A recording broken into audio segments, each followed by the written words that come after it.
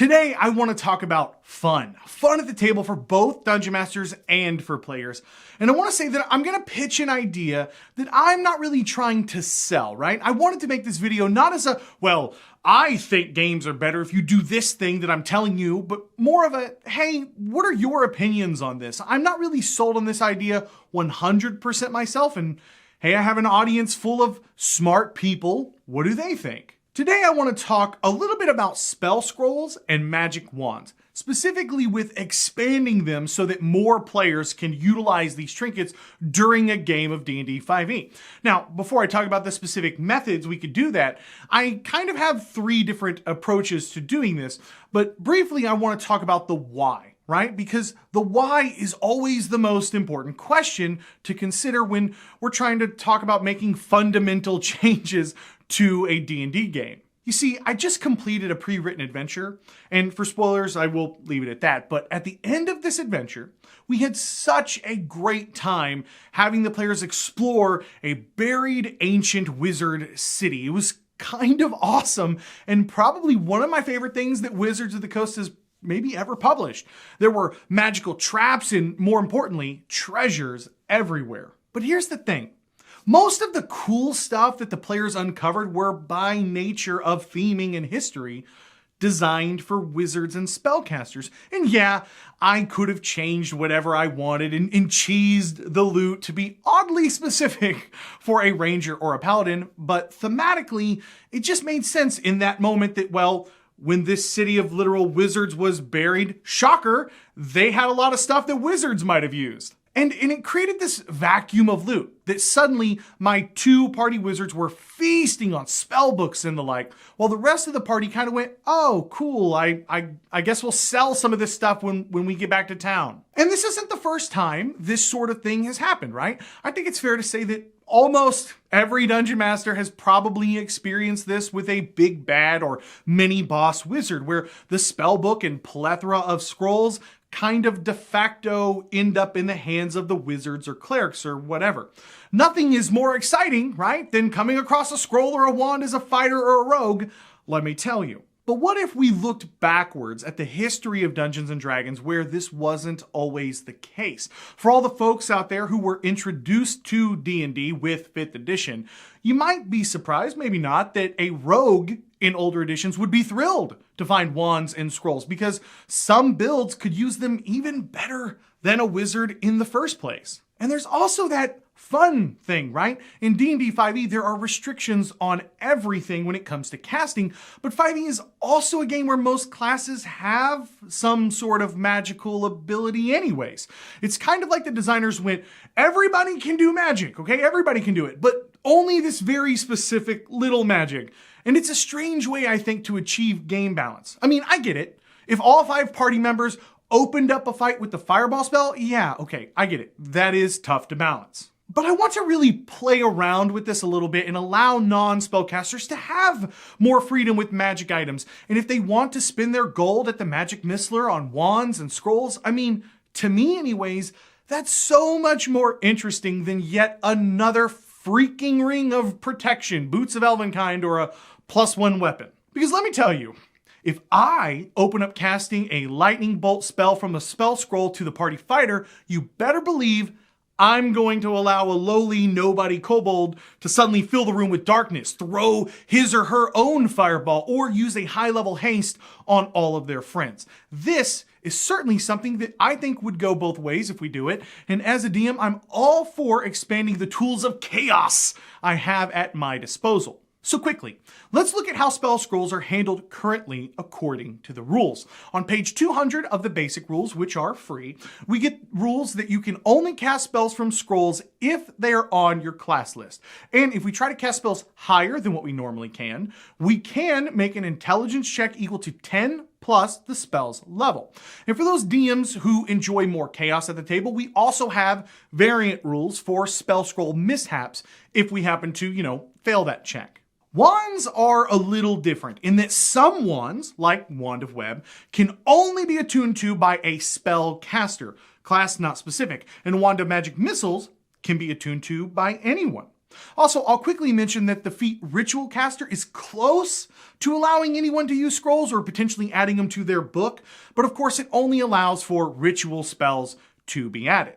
So, how can we carve out rules to help open these things up? First off, we could approach with the easiest and cleanest way and just say that, hey, scrolls can be cast by anyone.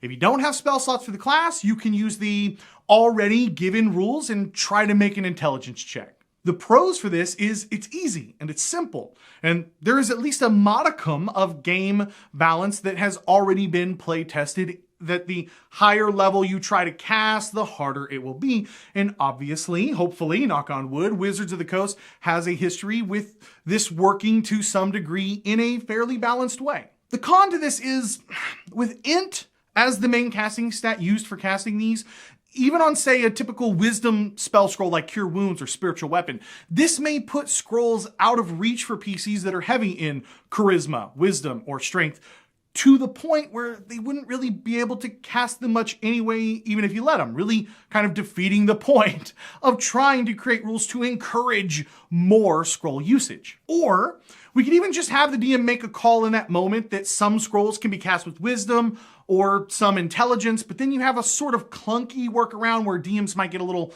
like bogged down saying, oh, well, that spell is a wisdom spell and that spell is an intelligence, even though it's on both lists. It's not really elegant, right? And it really might only benefit something like the monk. But hey, maybe that's okay, because it feels like a monk should be better able to handle casting a spiritual weapon spell scroll than a magic missile scroll, right? I'm not really sold on this either, so, let me know what you guys think of this. Option 2 is one that I kind of don't hate, and that's to open up everything to everyone, use the already existing rules, so intelligence checks on everything, but also create a new feat, which I'd call something like Scroll Savant or Magical Apparatus Expert. This feat would give you a +3 to all intelligence checks on any intelligence check to use a spell scroll. So wizards could also take this if they wanted to cast spell scrolls from higher levels easier, which could be pretty cool. A +4 from your intelligence and another +3 from your feat would suddenly make casting those really higher level goodies much more appealing for everybody. Alternatively, if you decided not to open up all scrolls and wands to everyone, then you could also use this feat to do just that and add a line that says like, you may cast any scroll from any spell list and attune to any wand, even if you do not normally meet the requirements, or something along those lines.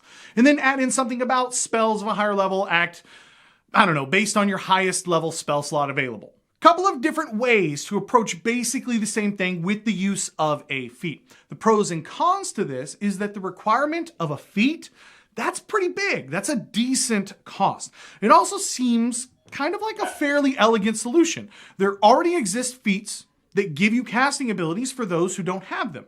And this could still appeal to both wizards and non-wizards alike. So not terrible maybe, I don't know. But on the flip side, maybe the cost is too high here. A fighter with 10 intelligence may feel like a +3 and any scroll sounds great, but at the cost of a feat, and then nothing to add to that 3 may not be enough to start casting scrolls.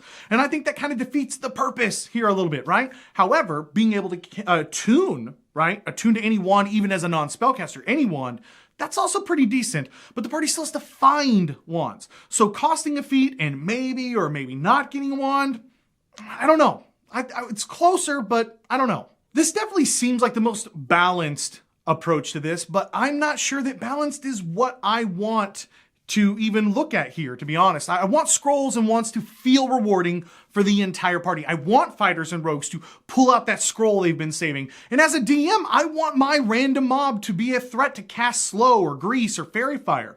But this approach is the most balanced, at least I'd admit that.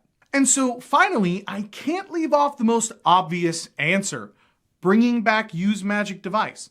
For those of you who don't know, Use Magic Device, or UMD, was a skill in 3rd edition that allowed anyone, but to be honest, mainly rogue skill monkey builds, to use wands and scrolls. Now, 3rd edition skills would probably give most of you 5e only players a massive headache, specifically when it comes to multiclassing, but looking back at this one specific skill could be a rather elegant solution to allowing more players to sling more scrolls in 5e. By adding in a Use Magic Device skill into your game, you could naturally let the players have a chance to spend those skill points to gain proficiency on their checks to use scrolls. Plus, it does spread their skill points around a bit, right? Possibly giving a little more variance in between the PCs, and it doesn't have as high of a cost as a feat. And for DMs that don't want everyone at the table suddenly casting scrolls, you probably still won't. And for the fighter that takes use magic device, when a scroll is found, they might actually pay attention. It could be that little sweet spot. Personally, I'm probably going to open up with everything in my next few games. I want to see how badly having all of my PCs cast scrolls is going to screw up my game, and then probably back it down from there. But also having a few of my minions shake things up by randomly throwing out haste or blindness without having to be a caster monster per se, that's going to be a lot of fun too. So plenty of gold and plenty of discovered scrolls, and I want to see how chaotic it really makes the game. Now, the whole point of this video was literally to pass it over to you guys because I really do genuinely want some feedback here. You know, like I said at the beginning of this video, I'm not 100% sold on this idea, but I like the concept. The execution, again, got some good ideas. Maybe you guys come up with some better ideas that I didn't think of, which is kind of what I'm hoping. Help me. Help me come up with these rules because I really want players, whether they're a ranger or a fighter or a monk, to be like, oh, spell scrolls, that's awesome. And I think it fits really well into the fantasy theme, right? I mean, how many times could a dungeon master hand off the legendary scroll that you have to read to pull aside the boulder or to unlock the Cave of Wonders? And we wouldn't blink twice about that if the fighter suddenly tried that. So I don't know why a fighter casting a spell like Fireball from a scroll would be an issue other than game balance. So I really want to see what you guys think. Let me know in the argument section down below. I want to give a huge shout out to all the incredible patrons over at Welcome Adventures. Guys, thank you so much for all of your incredible support. It's because of you that I get to keep doing what I love. And so for that, I'm incredibly grateful. If you guys like what I do here, you want to support more content like this and snag some rewards for yourself, welcomeadventures.com is a great way to do just that. If this is your first time here and you love role-playing games as much as I do, I would love to have you subscribe. I put out videos on GM tips, player tips, and more weird stuff just like this. So if that sounds like something you might be interested in, hit the subscribe button down below and come join us. Thank you guys so much for watching. My name is Cody, and may your games be filled with awesome memories and even better friends. I'll catch you guys next time.